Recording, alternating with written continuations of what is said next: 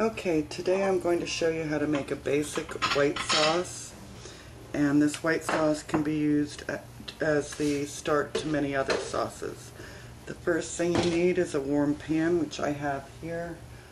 I am going to add approximately 2 tablespoons of butter, and you can use whatever oil you prefer. I like butter, but if you would rather use olive oil or margarine, that's certainly up to you. You just have to get this melted in the pan. And to your 2 tablespoons of butter, you're going to add 2 tablespoons of flour. Basically all we're doing here is coating the flour with the butter so that it doesn't clump together and make a sticky mess, a clumpy mess. You want it smooth. This will make your sauce smooth. Now I'm going to continue after I've made this sauce to turn it into a cheese sauce for potatoes au gratin, and I'll show you how to do that also. But I just wanted to show you how easy this white sauce is. This can be used for cream soups, cream chipped beef, cream tuna, chicken a la king, anything that you use a cream sauce for. These days people like to use, like a soup mix, a cream soup mix, tuna casserole, things like that. I want to show you how easy it is to make your own. You don't have to use that silly little can of whatever.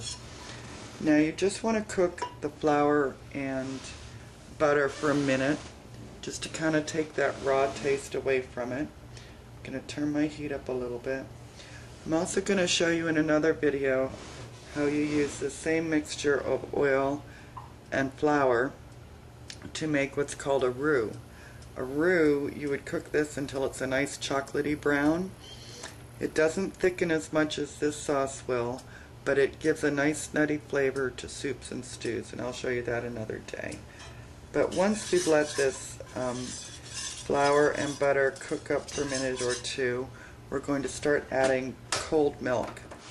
And for each 2 tablespoons of butter and 2 tablespoons of flour, you will add 1 cup of milk.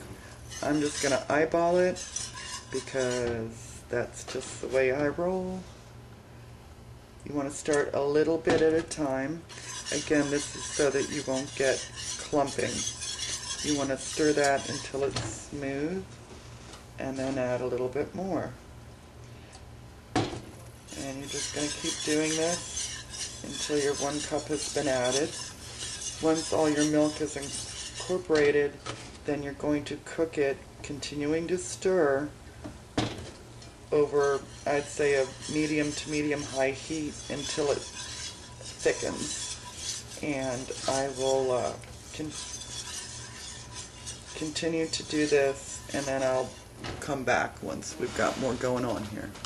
Okay, I have all my milk incorporated now, and so now I have to just stir and heat for 15 minutes, 20 minutes maybe. It takes a little while, but you want to bring it to a low boil, and as soon as it gets to that boiling stage, you want to turn it off or turn the heat way down, because otherwise you'll do what's known as breaking your sauce. It will curdle the milk if it boils too hard. So you see how rather thin this is right now. I'll come back after it starts to bubble and show you how it thickens up. Okay, that actually didn't take long at all. Can you see how it's boiling lightly? At this point I'm going to turn off the heat. You want to keep stirring until the bubbles kind of stop. This, as I think I said, I'm going to turn into a cheese sauce for potatoes au gratin. Oh, I forgot to mention, you want to add about a 1/4 teaspoon of salt. Again, this would be to taste, and it would depend on what you're making with it. Since I'm making a cheese sauce and cheddar cheese tends to be salty, I probably won't add salt to this, but I will add pepper. So anyway, can you see how this is thickened up? If you wanted your sauce thicker, you would add less milk to your flour.